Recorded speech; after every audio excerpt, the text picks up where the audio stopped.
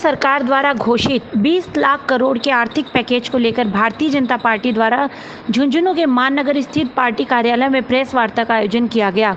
आर्थिक पैकेज में शामिल विभिन्न बिंदुओं पर बोलते हुए भाजपा जिला अध्यक्ष पवन मावंडिया ने कहा कि प्रधानमंत्री नरेंद्र मोदी का आत्मविश्वास भारत का स्वप्न ही विश्व गुरु बनने का मूल मंत्र है। जो आत्मनिर्भर भारत का सपना प्रधानमंत्री मोदी ने देखा था, आज वह साकार रूप लेते हुए दिखाई दे रहा है। जो 20 लाख करोड़ रुपए का आर्थिक पैकेज प्रधानमंत्री ने देश की जनता को दिया है, वह अपने आप में आज तक का सबसे बड़ा आर्थिक पैकेज है, जो कि पिछली कांग्रेस सरकार के अंतिम वार्षिक बजट से भी अधिक है।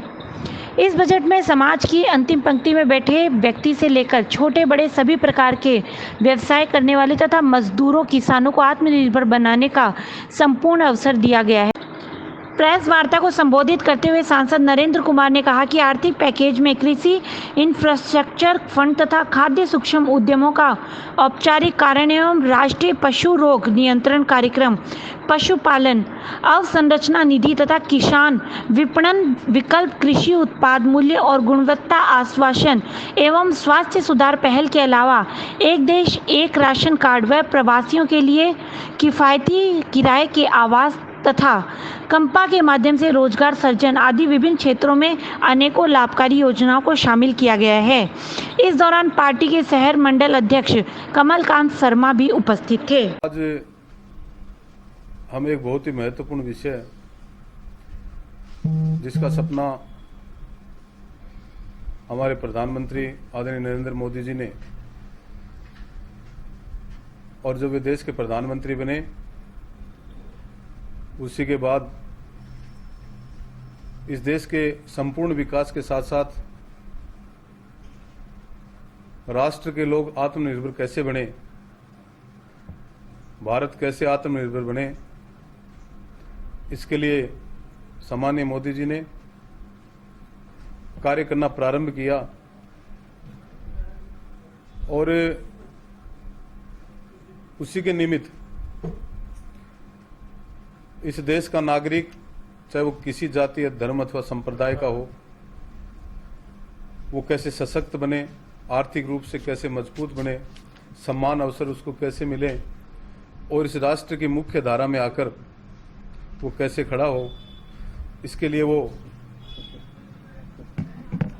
सामाजिकता के साथ साथ आर्थिक रूप से भी संपन्न बने।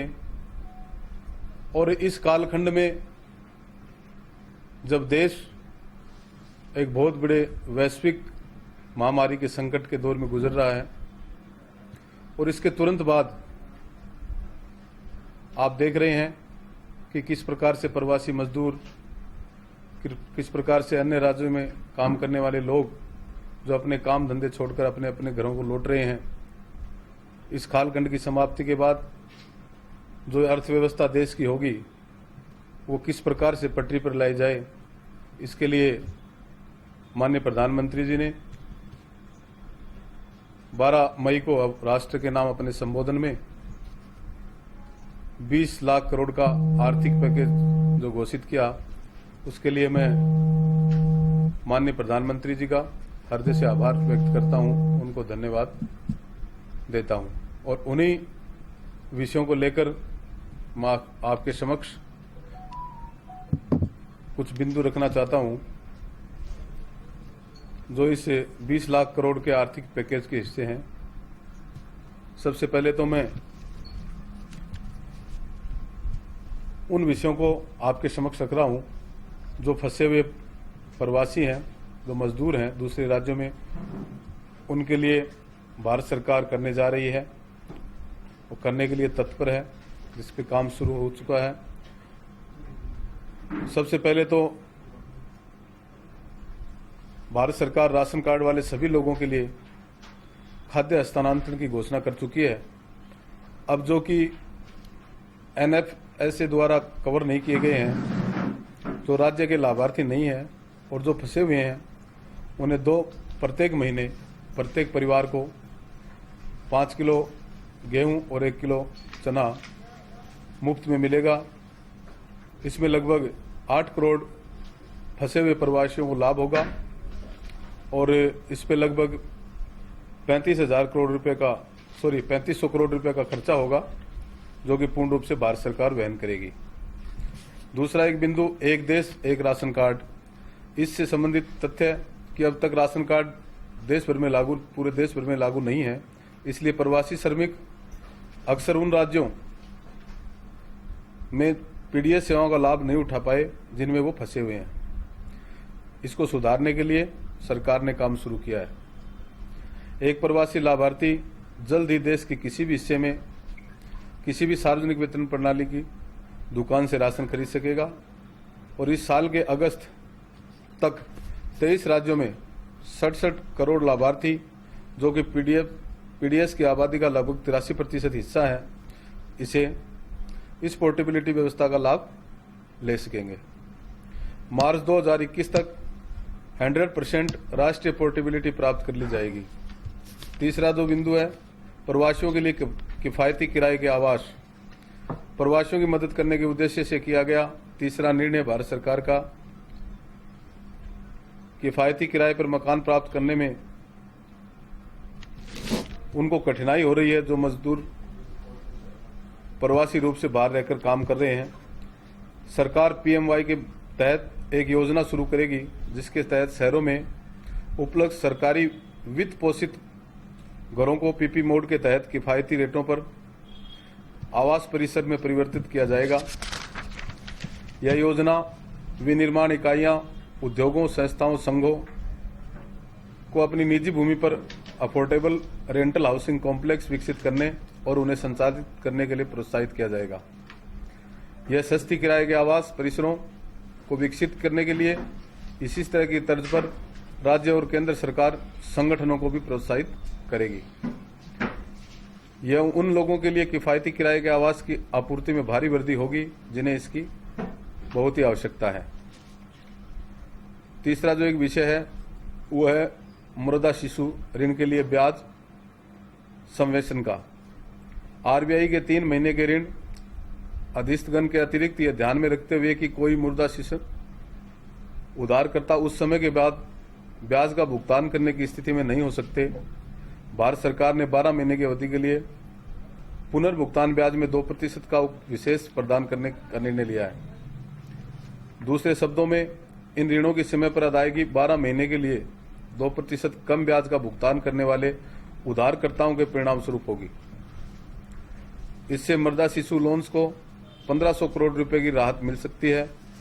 चूंकि मृदा शिशु का ऋण 50,000 रुपए तक का है, इसके लिए यह लाभ सीधे तौर पर उन बहुत छोटे व्यवसायों को मिलेगा जिन्होंने लॉकडाउन में सबसे अधिक क्षति उठाई है। स्ट्रीट वेंडर्स के लिए क्रेडिट, डिजिटल भुगतान के लिए प्रोत्साहन, लॉकडाउन, सोशल डिस्टेंसिंग और इस कोविड महामारी के दौरान सड़क विक्रेताओं के नुकसान उठाना पड़ा है। जैसा कि प्रधानमंत्री नरेंद्र मोदी जी ने 12 मई को अपने भाषण में कहा था, देश में हमारे गरीब भाइयों और बहनों को, खासकर सड़क विक्रेताओं, फेरी वालों के संकल्प और स्वयं को देखा है, उनकी अनुपस्थिति का एहसास किया है।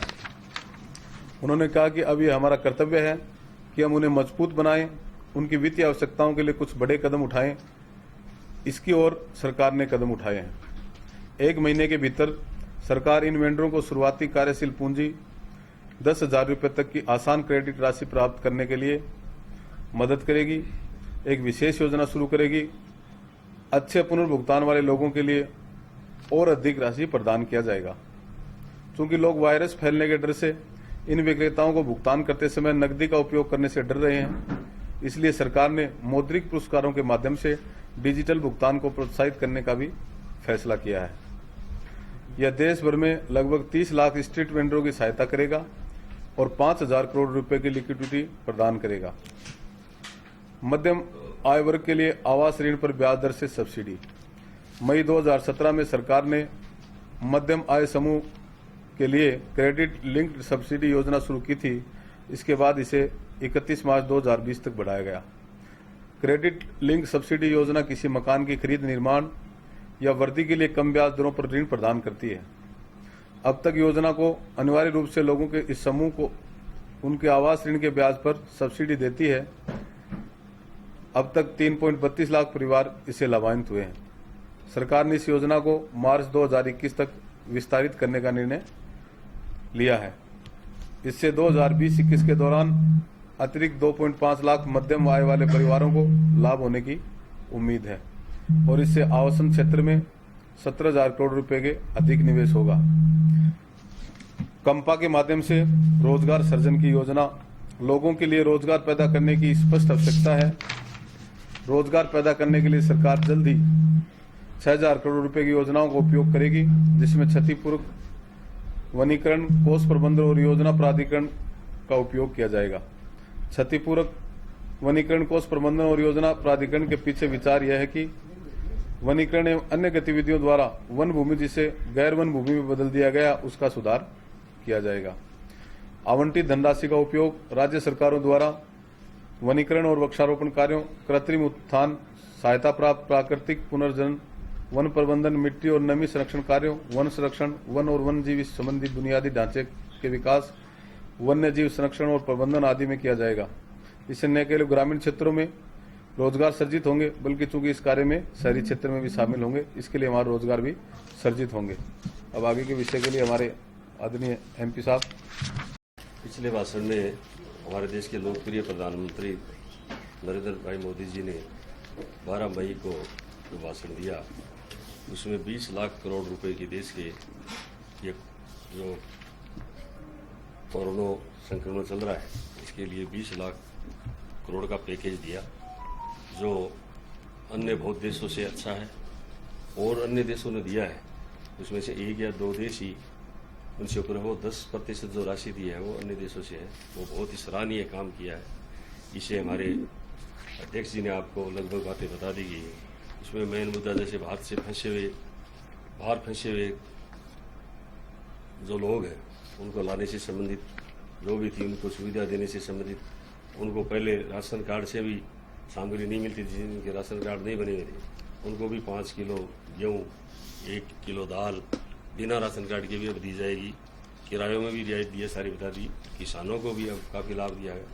इसके लिए मैं मोदी जी को इस बात के लिए धन्यवाद देना चाहता हूँ कि भारत के किसी भी नागरिक को जो 20 लाख करोड़ रुपए दिए हैं, उनमें किसी को भी वंचित नहीं रखा है, चाहे वो किसी भी वर्ग में या किसी भी क्षेत्र में काम कर रहे हैं। हर स्थिति में सबको जोड़ा गया है, किसानों को इसमें जोड़ा गया है। भारत कृषि प्रधान देश है, कृषि का इसमें बड़ा महत्व है। 70% लोग गाँव में रहते हैं जो खेती करते हैं। खेती देश की हमारी रीढ़ है एक तरह से। उन किसानों को भी उन्होंने काफ़ी लाभ दिया है। उनको काम करने के लिए लोन 2% दर पर दिया है, माप के लिए भी किया है, और किसानों के लिए अच्छे बीज की व्यवस्था भी की है। पैदावार जो होगी उसको अच्छी तरह का बेचने के लिए भी व्यवस्था की है। किसानों के लिए कोल्ड स्टोर, अनाज रखने के लिए गोदाम, इनकी भी व्यवस्था की है। किसानों के लिए पशुओं के लिए भी व्यवस्था की है। मत्स्य है, उनको भी लिए भी की है। मधुमक्खी पालने के लिए भी किसानों के लिए व्यवस्था की, उसके लिए भी ऋण दिया है। उस ऋण पर ब्याज की दर कम है। 50% राशि का अनुदान भी है कई हिस्सों में। हमारे जैसे रेल जो सड़कों पर होटल बनाए बैठे हैं, उनके भी यात्री कम आते जाते हैं, तो उनको भी रियायत दी है, उनको भी ऋण देने की व्यवस्था की है। ठेले वालों को भी 10,000 तक का ऋण देना के लिए 1 साल के लिए देना किया है। हर चीज, किसी भी वर्ग को किसी भी चीज से छोड़ा नहीं है, हर वर्ग को छुआ है। स्कूलों से संबंधित भी, विश्वविद्यालयों में अच्छी किताबें लागू करके अच्छी स्कीम से पढ़ाने के लिए भी अभी 2020 में आगे जब सेशन चलेगा उसमें भी व्यवस्था की गई है। बच्चों के पढ़ाने के लिए भी, शिक्षा से भी हर वर्ग को हर तरह से छुआ गया है, किसी को भी नहीं छोड़ा गया है। जो लोग इससे वंचित हैं उनको भी बिना राशन कार्ड के, एक राशन कार्ड एक ही जगह लिया जाएगा। अभी कई असुविधाएं हैं, तो उनके कारण से भी बिना राशन वालों को, जो राशन कार्ड बने हुए नहीं है, लोग अलग रहते थे, बाहर रहते थे, उनको ला भी रहे हैं। राज्य सरकारों से मिलकर के केंद्र सरकार पूरा हर व्यक्ति को सहयोग देना चाहती है, भारत को आत्मनिर्भर बनाना चाहती है। भारत आत्मनिर्भर कैसे बने, और आत्मनिर्भर भारत को बनाने के लिए कई विदेश, दूसरे देश वो भी चौकन्ने हो गए कि भारत आत्मनिर्भर बनने जा रहा है। और ये मोदी जी जैसे पहली बार प्रधानमंत्री बने, वो इस तरह का कार्य कर सकते हैं। तो मोदी जी आत्मनिर्भर बनाने के लिए हमारा सबका सहयोग भी चाहते हैं कि हम देश की बनी हुई वस्तुएं खरीदें, देश में बनाएं, खुद करें। गवर्नमेंट, ये लगभग ज़्यादातर लोग चाहते हैं कि हम गवर्नमेंट सरकारी नौकरी लगे, लेकिन वो उनका कहना है कि हम नौकरी देने वाले बने, हम बिजनेस करें हमारी यहीं हमारे क्षेत्र में और हमारी ही वस्तुएं खरीदें, आत्मनिर्भर बने, हर चीज़ यहीं से खरीदेंगे तो निश्चित रूप से हमें लाभ होगा। आज हम लगभग चाइना की चीज़ें काम में ले रहे हैं और चाइना की चीज़ों से बेहतर अपनी हमारी चीज़ें। मैं विदेश में मैं भी गया हूँ, आप लोग भी सुना भी होगा, हमारी इंडिया की भारत की जो भी अच्छी चीज़ें बनती हैं, पुरानी परंपरा चली आ रही है कि जो भी अच्छी चीज़ बनती है, एक नंबर की अच्छी सबसे बड़ी अच्छी चीज़ है, वो विदेशों में जाकर के निर्यात किया जाता है, विदेशों में बिकती है, हमारे यहाँ मिलती नहीं है। मैं दुबई गया था, दुबई में कई चीज़ें खरीदी तो वो ये चीज़ें कहाँ की हैं कि ये भारत की चीज़ें और वो भारत में देखने को नहीं मिलती। और मोदी जी का कहना है भारत की चीज़ें बनी हुई भारतवासी यहीं खरीदें, जिससे भारत की सबसे आय होगी, हम आत्मनिर्भर बनेंगे, निश्चित रूप से हमारा विकास होगा। और इन दिनों में देखो, आप देख रहे हो, राजस्थान में भी देख रहे हो, यूपी में भी देख रहे हो और भी अन्य टीवी पर भी देख रहे हो, जो सोनिया गांधी जो कांग्रेस की एक तरह से अध्यक्ष है, उनके भी स्टेटमेंट आ रहा है, उनके ऊपर FIR दर्ज हो रही है। लोग विपक्ष है वो कोरोना मतलब इस तरह से देश संकट में चल रहा है, इस समय भी राजनीति करना चाह रहे हैं, वोटों की राजनीति, कौन वोट लेगा, किस तरह देश मोड़ लेगा, ये कोरोना संकट है, ये किस तरह से इसका होगा। जब लॉकडाउन चल रहे हैं उसमें बसों के लिए आपके सामने आई तो बसों के लिए उनके परमिट नहीं थे, उनमें 2 पहिया वाहन थे, उनमें कुछ एम्बुलेंस थी, उनके परमिट भी नहीं थे, चालक भी नहीं थे, और वही जो चालक थे आज राजस्थान में मुर्दाबाद के नारे लगा रहे हैं, उनको खाना नहीं मिल रहा। एक तरफ व्यक्तियों को बचाने के लिए बसें भेजे जा रही हैं, उनमें ड्राइवर भेजे जा रहे हैं, उन ड्राइवरों को रुके जब खाने की व्यवस्था तक नहीं हो पाई, वही ड्राइवर आज नारे लगा रहे हैं कांग्रेस की, कांग्रेस मुर्दाबाद, गहलोत मुर्दाबाद, जो बॉर्डर पर नारे लग रहे हैं वो आपके सामने है, दिखाई दे रहा है, मैंने अखबार में भी पढ़ा है और व्हाट्सएप में भी जारी हो रहा, सारे इकट्ठे होकर के। और देश के इस मुसीबत में सरकार के साथ मिलकर के सभी व्यक्तियों को सहयोग देना चाहिए, यही हमारा अनुरोध है। लोग इसमें राजनीति चाहते हैं, आगे राजनीति किस स्तर पर मोड़ लेगी ये आगे पता ही नहीं। और लोगों से जब सुनते हैं, चाहे वोट किसी को भी दें, जब लोगों से नीचे से आवाज सुनते हैं तो कि इस समय इस संक्रमण से मतलब कोरोना जैसे ही बीमारी फैली, महाबीमारी फैली है, और उसमें यदि नरेंद्र जी प्रधानमंत्री, मोदी जी प्रधानमंत्री नहीं होते तो देश की हालत क्या होती, ये लोगों का कहना है। हर लोग कहते हैं कि इस समय मोदी जी प्रधानमंत्री हैं तो हमारा देश इस स्थिति में खड़ा है। आज विदेशों से, चाहे धन्नाटे नहीं था देश, चाहे सोने की चिड़िया नहीं था, आत्मनिर्भर नहीं था, फिर भी इस कोरोना के अंदर सबसे आगे हमारा भारत देश है। इसको बचाने के लिए, व्यक्तियों को बचाने के लिए, वो सब के आपके सामने, सब लोगों का आपका सहयोग होना चाहिए। मेरा तो यही है, हम खुद बचें और दूसरों को बचाएं। भारत, मैं निश्चित रूप से कह सकता हूँ, भारत जीतेगा, कोरोना हारेगा। हमारे मानव जाति, हमारा स्वभाव, हमारे संस्कार ऐसे ही हैं कि हम देश प्रेमी हैं, देश सेवा को जानते हैं। आज हमारे देश में कोई भी भूखा नहीं सोता है, हमारे जिले में नहीं सोता है। मैं जिले वासियों को और आपको भी, पत्रकारों को भी बहुत बहुत धन्यवाद देना चाहता हूँ कि आपने इसमें कोरोना में जितना सहयोग मीडिया ने दिया है, वो देश के प्रधानमंत्री ने भी कहा है और हम भी कहते हैं, आपने जितना इसका प्रचार करके लोगों में बचने के लिए जो उपाय बताए, उसके लिए आप भी सभी धन्यवाद के पात्र हैं। हम जनता को भी, झुंझुनू जिले की जनता को भी बहुत बहुत धन्यवाद देना चाहते हैं कि हमारे यहाँ अभी तक कोई मृत्यु नहीं हुई है, लोग बचाने में लगे हुए हैं। मैं सैनिकों को भी बहुत बहुत धन्यवाद देना चाहता हूँ, पूर्व सैनिकों को भी, पूर्व फौजियों को भी, पूर्व हमारे पुलिसकर्मियों को भी, और विद्यार्थियों को भी धन्यवाद देना चाहता हूँ जो NCC के हैं, वो भी स्काउट गाइड के हैं, वो भी सरकार के साथ मिल करके काम कर रहे हैं। हमारे यहाँ के प्रशासन वो भी खूब अच्छी तरह से काम कर रहा है। हमारी जनता और प्रशासन सब मिल करके झुंझुनू में अच्छी व्यवस्था कर रहे हैं। मैं झुंझुनू वासियों को सभी को धन्यवाद देना चाहता हूँ जो इस कोरोना जैसी महाबीमारी में जनता का सहयोग कर रहे हैं, जो भी आर्थिक दृष्टि से या शारीरिक रूप से, मानसिक रूप से किसी भी तरह का सहयोग कर रहे हैं, वो सभी धन्यवाद के पात्र हैं। और हमें इनसे प्रेरणा भी लेनी चाहिए कि हम देश प्रेमी हैं, भारतवासी देश प्रेमी है। हमारे तो संस्कार ही ऐसे हैं कि बचत रखने का, तो हम तो 1-1, 2-2 महीने का घरों में वैसे बचत रखते हैं, सबका सहयोग करते हैं। हम नरेंद्र मोदी जी को मैं बहुत बहुत धन्यवाद देना चाहता हूँ, भारतीय जनता पार्टी सरकार को बहुत बहुत धन्यवाद देना चाहता हूँ कि ऐसी स्थिति में भी देश को सुरक्षित रख रखा है। हमारा देश आत्मनिर्भर बनेगा निश्चित रूप से। मोदी जी के जो भी इन्होंने बताए हैं, उपदेश दिए हैं या कोरोना से संबंधित बचाव के लिए किए हैं, राज्य सरकार और केंद्र सरकार के नियमों की हम पालना करें। जय हिंद, जय भारत।